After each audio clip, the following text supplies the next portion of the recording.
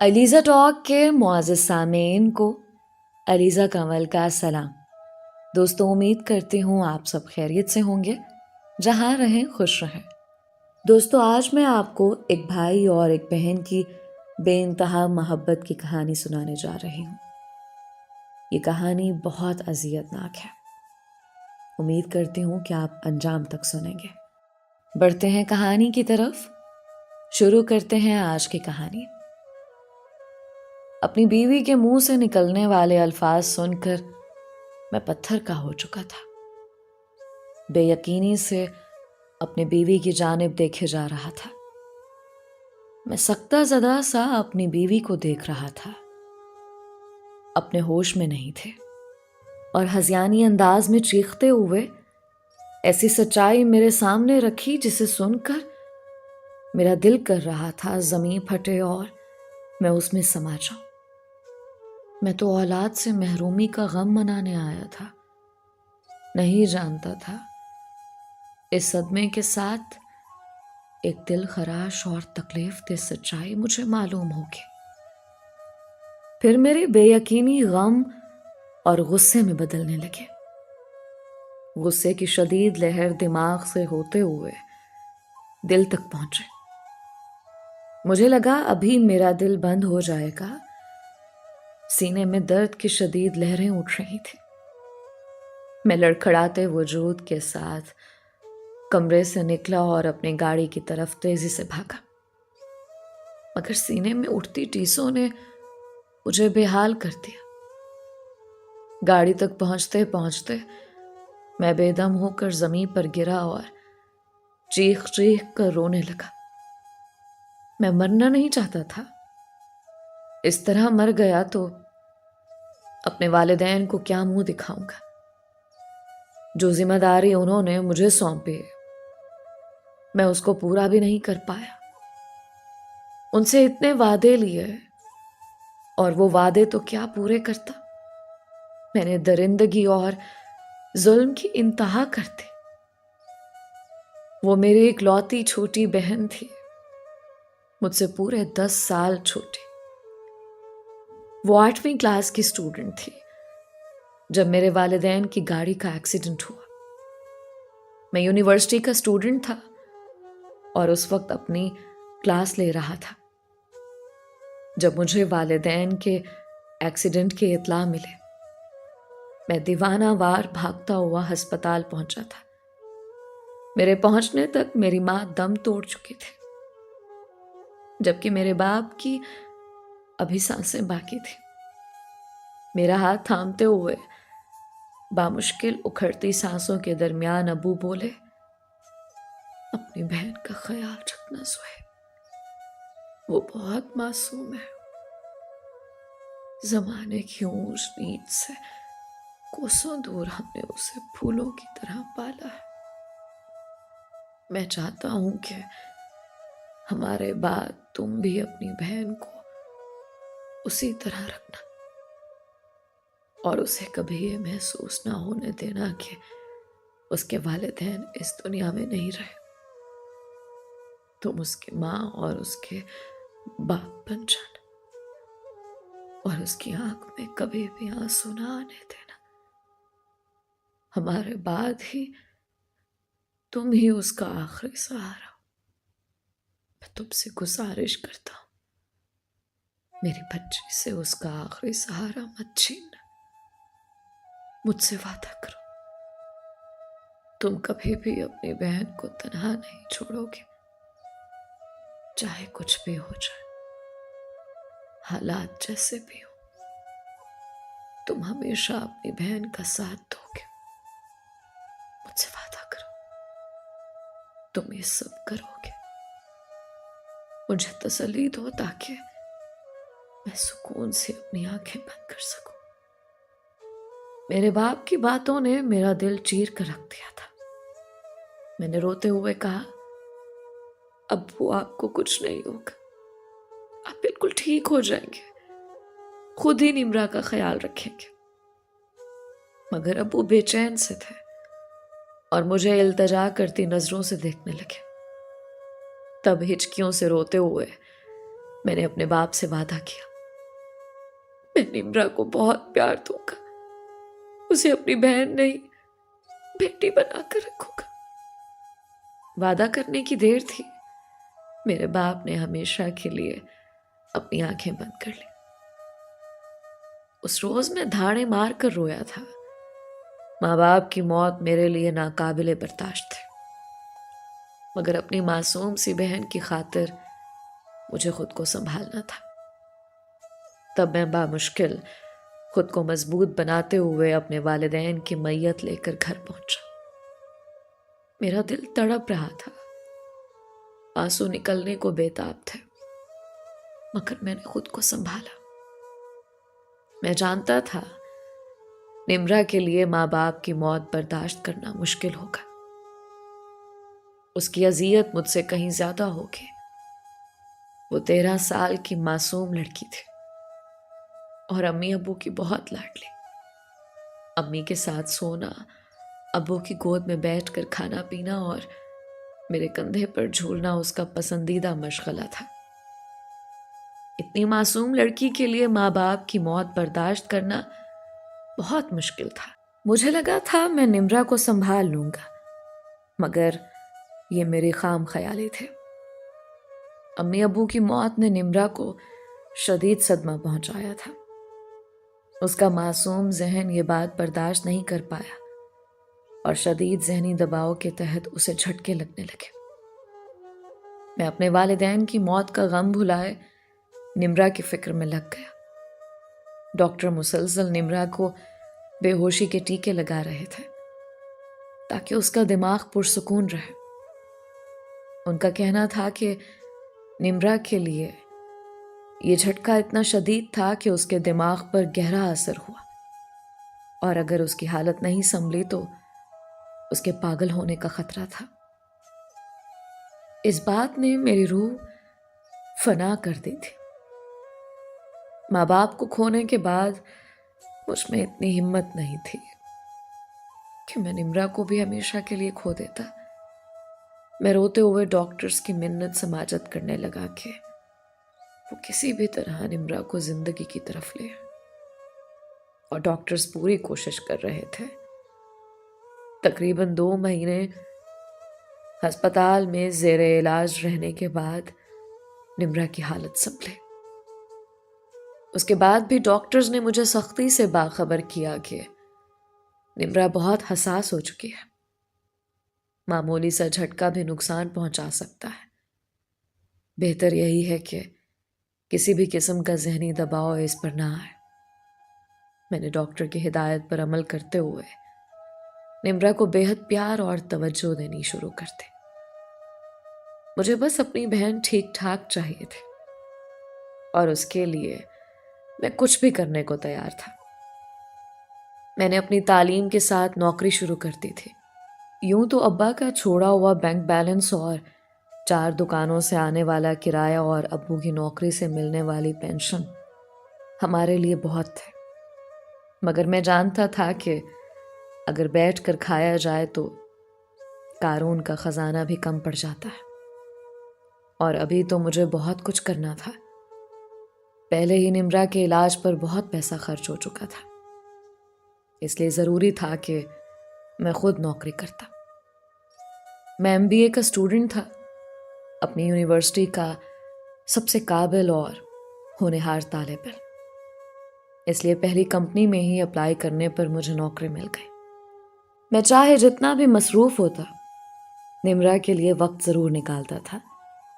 निम्रा के लिए माँ बाप का सदमा झेलना बहुत ज़्यादा तकलीफ दे था, मगर मेरी मोहब्बत और तवज्जो ने निम्रा के जख्म भर दिया। वो धीरे धीरे जिंदगी की जानिब लौटने लगी। अब उसकी जिंदगी का महवर मेरे ही गिर्द घूमता था। वो मेरे लिए बहुत ज़्यादा हसास हो चुकी थी और मुझसे बहुत प्यार करती थी। मेरे बेजा लाड प्यार के बावजूद भी निम्रा बिगड़ी नहीं थी, बल्कि बहुत ही सुलझी हुई लड़की थी। हर काम तरीके से करती थी। अपनी पढ़ाई में भी वो बहुत ज़्यादा लायक थी। उसकी वजह से मुझे कभी परेशानी का सामना नहीं करना पड़ा। वो मेरी नाराज़गी से डरती थी और पूरी कोशिश करती कि ऐसा कुछ ना करे जिस पर मैं उसे नाराज हो जाऊं। मैं बहुत हैरान होता था कि उसको ये वहम क्यों है। मैंने तो कभी उसके साथ ऊंची आवाज में बात भी नहीं की थी। शायद उसे ये खौफ था कि वालिदैन की मौत के बाद मैं बदल जाऊंगा। मैं बहुत कोशिश करता कि निम्रा पुरसुकून रहे और ऐसा कुछ ना सोचे, मगर फिर भी उसकी हसासियत खत्म नहीं हुई। निम्रा बीएससी की स्टूडेंट थी जब खानदान के बड़ों ने मुझे शादी का मशवरा दिया। उनका कहना था निम्रा जवान हो चुकी थी और जवान बहन भाई का अकेले घर में रहना ठीक बात नहीं थी। ये बात मेरे दिल को लगी और मैंने शादी के लिए हामी भर ली और मामू की बेटी हुमा का नाम लिया। मामू का घर हमारे घर के पास था और जब मैं घर से बाहर होता था तो हुमा निम्रा के पास आ जाते और उसके साथ वक्त गुजारते। वो निम्रा का बहुत ख्याल रखते थे, उसे अच्छे अच्छे खाने खिलाते और हमारे घर के तकरीबन काम संभाले हुए थे। यही वजह थी कि मैंने हुमा का नाम लिया। मुझे ऐसी ही बीवी चाहिए थी जो निम्रा को नंद नहीं, छोटी बहन समझकर उसके साथ प्यार से रहे। अब मुझे ये खौफ नहीं था कि आने वाली निम्रा के साथ बुरा रवैया रखेगी। वक्त गुजरता गया और हुमा मेरी दुल्हन बनकर घर आ गए। मेरे सारे ख्यालात दुरुस्त साबित हुए थे। हुमा बहुत अच्छी लड़की थी। उसने अपनी मोहब्बत से मुझे राम कर लिया, मगर घर की सारी जिम्मेदारियां भी अपने सर ले ली और निम्रा को भी छोटी बहन की तरह संभालने लगी। वो निम्रा को कोई काम नहीं करने देती थी, बल्कि उसको बिठा कर खिलाती थी। हुमा की मोहब्बत पर मैं निहाल हो गया था। हुमा ने सब कुछ बहुत एहसन तरीके से संभाल लिया था। वो हर वक्त निम्रा की फिक्र में लगी रहती थी। होना तो ये चाहिए था कि इतनी अच्छी भाभी को पाकर निम्रा खुश रहते, मगर मैंने महसूस किया मेरी शादी के कुछ वक्त बाद निम्रा खामोश खामोश रहने लगे। अक्सर ख्यालों में खोई हुई नजर आते और कभी कभार तो हुमा के साथ बहुत सख्त लहजे में बात करते थे। मैं उसके बदलते रवैये पर हैरान था। हुमा से कहता तो वो भी यही कहती थी, ये सब आपका वहम है, ऐसा कुछ नहीं है। मजीद वक्त गुजरा तो निम्रा का चिड़चिड़ापन और झुंझलाहट खुलकर सामने आए और वो बरमला हुमा से नाराजगी का इजहार करते, जबकि हुमा उसका बहुत ख्याल रखती थी। मेरे साथ भी हुमा अपनी बातों से ज्यादा निम्रा की बातें करती थी। निम्रा को क्या हो गया था? अब तो हुमा भी परेशान और खामोश रहने लगे। मैंने हुमा से कहा कि अगर कोई भी बात या मसला हुआ करे तो वो मुझसे बात जरूर करे, मुझे उस पर भरोसा है। और तब हुमा ने मुझे निम्रा की बदतमीजियों का बताया। उसने हुमा को कबूल नहीं किया था और ना ही उसको घर में बर्दाश्त कर रही थी। निम्रा का मिजाज बदल गया था। वो हुमा को तंग करने का कोई मौका हाथ से नहीं जाने देती थी। निम्रा ने हुमा का जीना हराम किया हुआ था। मुझे यह हकीकत पता चलने पर बहुत अफसोस हुआ था। वो ऐसे तो नहीं थे, अब ना जाने उसको क्या हो गया था। एक दो बार तो हुमा मेरे सामने रो दी कि निम्रा की नफरत और सर्द मिजाजी मुझसे बर्दाश्त नहीं हो रही। और तब मैंने निम्रा को नोट करना शुरू किया तो मुझे पता चला हुमा ठीक कह रही थी। निम्रा वाकई हुमा से नफरत करने लगी थी। वो मुझसे तो बात करती थी, मगर हुमा की किसी बात का जवाब नहीं देती थी और अक्सर औकात तो बदतमीजी से हुमा को कह देती, आप हमारे मामले में मत बोला करें। मैंने निम्रा को समझाने की कोशिश की तो वो मुझसे नाराज हो गई और उसके बाद वो ज्यादातर वक्त अपने मोबाइल में घुसे रहते और हमारे साथ उठना बैठना छोड़ दिया। मैं निम्रा की वजह से बहुत परेशान रहता और हुमा से गुजारिश करता कि मेरी खातिर वो निम्रा के रवैये को नजरअंदाज कर दिया करे और हुमा मान भी जाती थी। मगर फिर निम्रा ने हद पार कर ली। हुमा हामिला थी, मैं ये खुशखबरी जानकर बहुत खुश था और हुमा का बहुत ख्याल रखता। निम्रा से भी गुजारिश करता कि हुमा से लड़ाई ना किया करे, उसको जहनी सुकून की अशद ज़रूरत है। मेरी बात पर निम्रा खामोश हो गई तो मुझे लगा उसको मेरी बात समझ आ गई है। मगर एक रोज़ हुमा की हालत बिगड़ गई। अस्पताल ले जाने पर पता चला हुमा को माने हमल की दवा दी गई है। ये सुनना था कि हुमा चीखते हुए कहने लगी, मुझसे अब मजीद बर्दाश्त नहीं होता। मैंने बहुत बर्दाश्त की निम्रा की बदतमीजियां, मगर उसने तो एहसास करने की बजाय मुझसे मेरा बच्चा छीन लिया। उसे मेरा वजूद आपके साथ अच्छा नहीं लगता तो मुझे कह देती, मैं आपको छोड़ देती, मगर मेरा बच्चा ना छीनती। उसने मुझे दूध का ग्लास दिया और मेरी हालत बिगड़ी। मेरा सदमे से बुरा हाल हो गया था। निम्रा अपनी नफरत में इतनी गुजर गई कि मुझसे मेरी खुशी छीन ली। उसने मेरा एहसास भी नहीं किया। मैं बहुत रोया और घर आकर मैंने गुस्से से निम्रा से बास पुर्स की। पहले वो कितनी देर बेयकीनी से मुझे देखती रही और फिर तनफ्फुर से बोली, हाँ किया है मैंने ऐसा, और अगली बार हुमा की जान लूंगी। निम्रा की बात पर मेरा दिमाग घूम गया और मैंने बिना सोचे समझे निम्रा के मुंह पर थप्पड़ दे मारा। मैंने उसे औलाद की तरह पाला था और इसका सिला वो मुझे ये दे रही थी कि मुझसे मेरी खुशियां छीनने लगी। वो अच्छी तरह जानती थी मुझे बच्चे बहुत पसंद थे।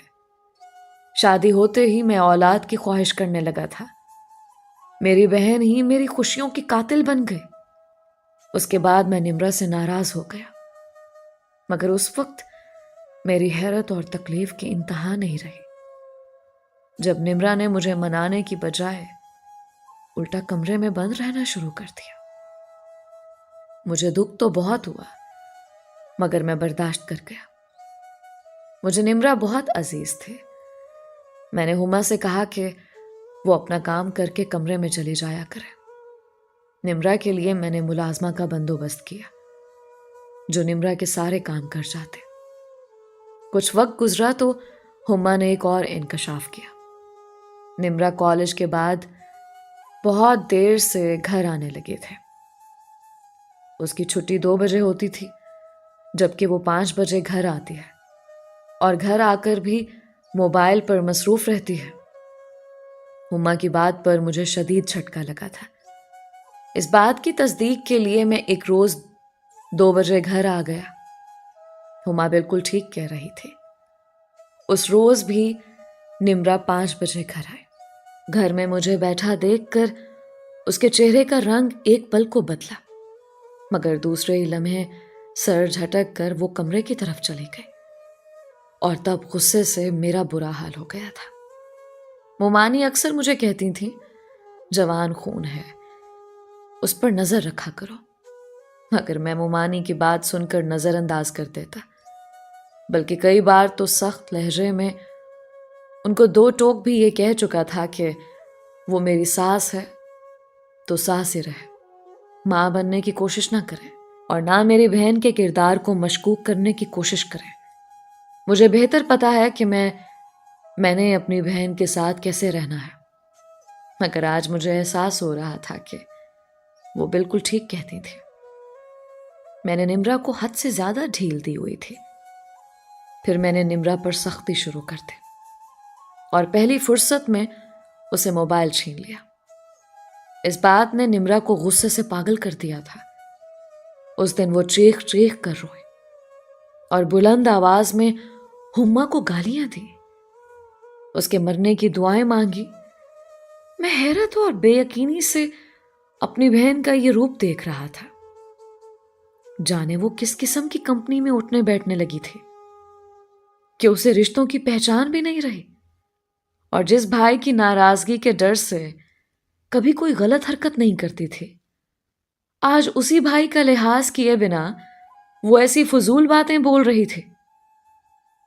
उसको इस तरह रोता देखकर हुमा भी रोने लगे और मुझसे कहा कि ऐसे मत कर, अभी ये ना समझ है, समझ जाएगी, इसे मोबाइल मत छीने वरना वो ज्यादा बिगड़ जाएगी। और मैं हैरान रह गया, हुमा इतनी ज़र्फ वाली थी, निम्रा उसे गालियां और बददुआएं दे रही थी, और एक वो थी जो अब भी निम्रा की फिक्र कर रही थी, हालांकि उसकी आंखों में आंसू थे। निम्रा के रवैये से दुखी हुई थी। मैंने हुमा को सीने से लगाया और कहा, तुम फिक्र नहीं करो, मेरी बहन है, मैं उसे संभाल लूंगा, तुम बस अपना ख्याल रखा करो। मुझे लगा था मेरी सख्ती करने पर निम्रा संभल जाएगी और वैसा ही करेगी जैसा मैं चाहता था, मगर मेरे पैरों तले से जमीन निकल गई जब एक रोज अचानक निम्रा घर से गायब हो गई। मैं ऑफिस में बैठा था जब हुमा की कॉल आई। वो रो रही थी। मैं परेशान सा घर की तरफ भागा। घर पहुंचा तो हुमा ने मुझे एक खत थमाया जो निम्रा छोड़ गई थी। उसमें लिखा था, मैं जिसे पसंद करती हूं उसके साथ जा रही हूं। आप मुझसे मोबाइल छीनकर मुझे मेरे इरादों से बाज नहीं रख सकते।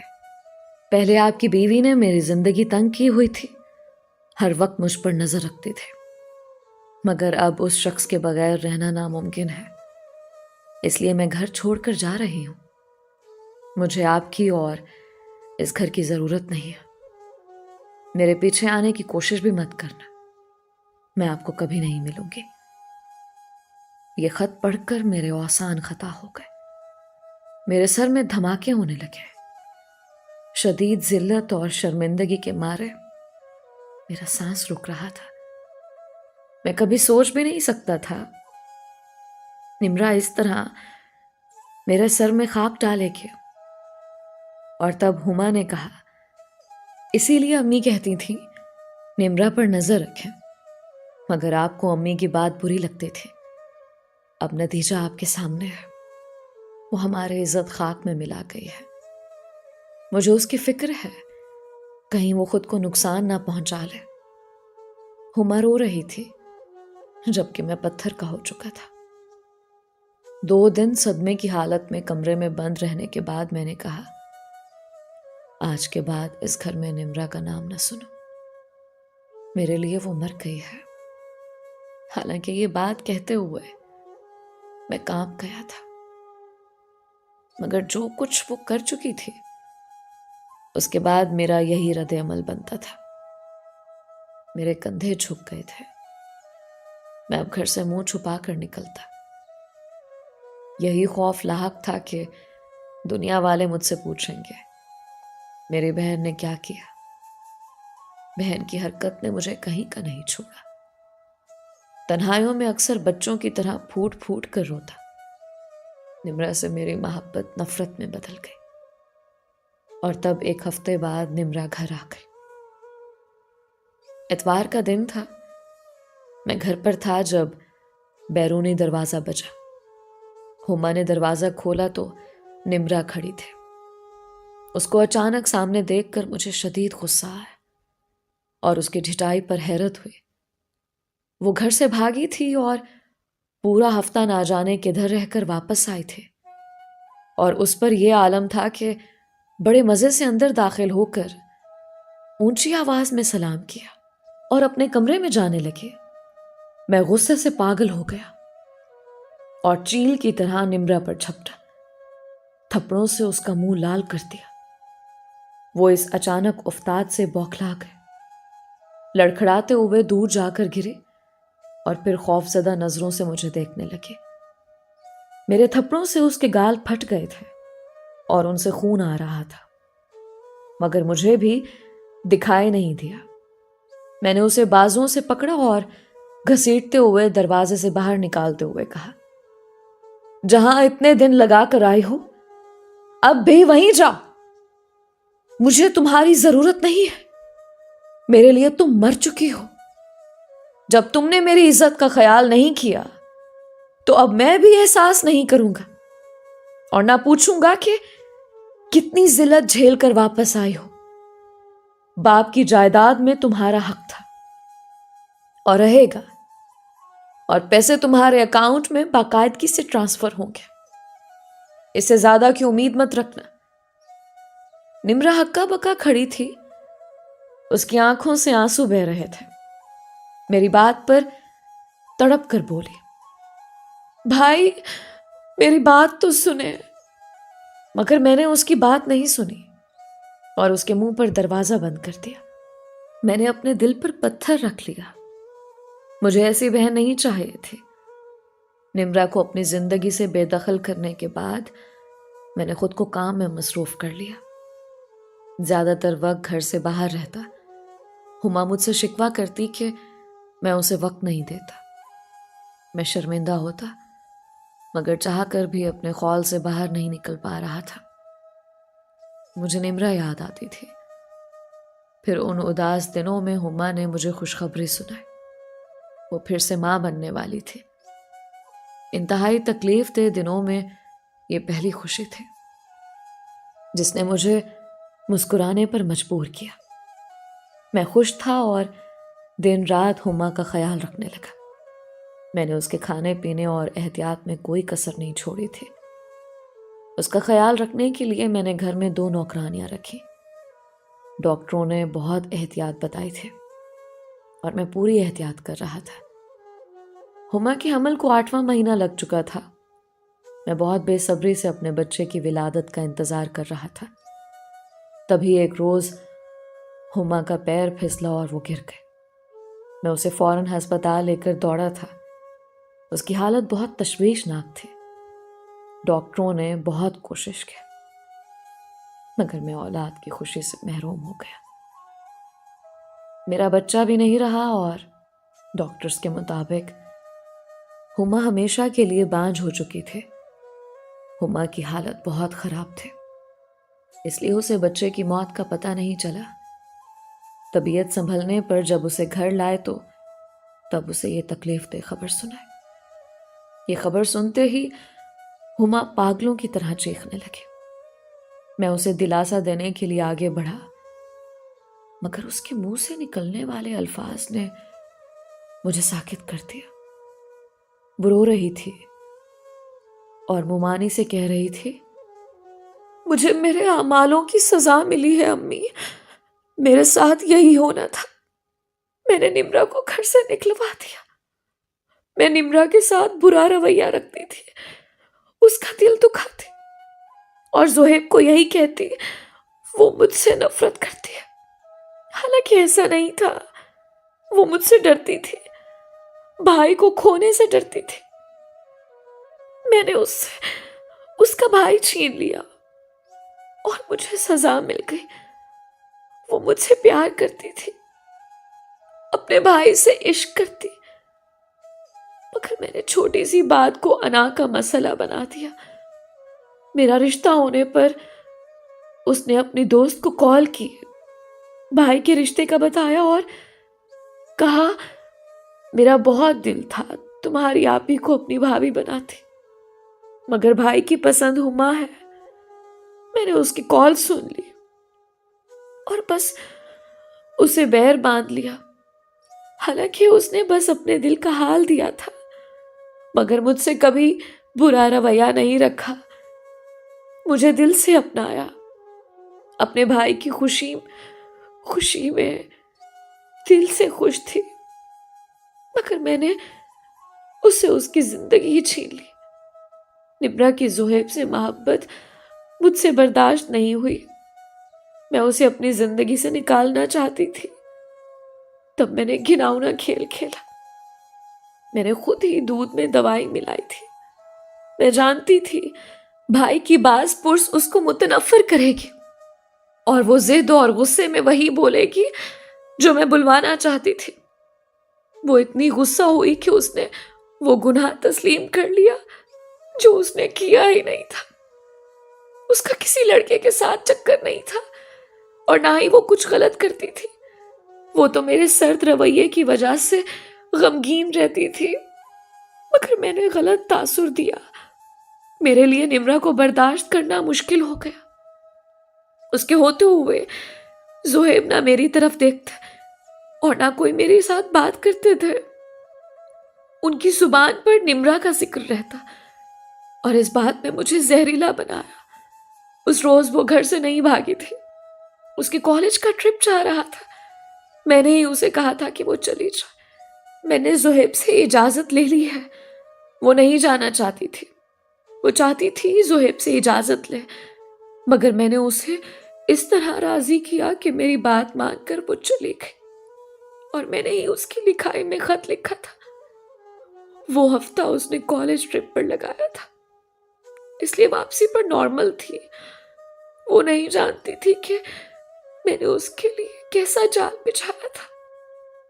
और देखिए अम्मी, अल्लाह ने मुझे कैसी सजा दी। मुझे हमेशा के लिए औलाद की नेमत से महरूम कर दिया। एक यही खुशी थी जो ज़ुहैब को हमेशा के लिए मेरा बना सकती थी।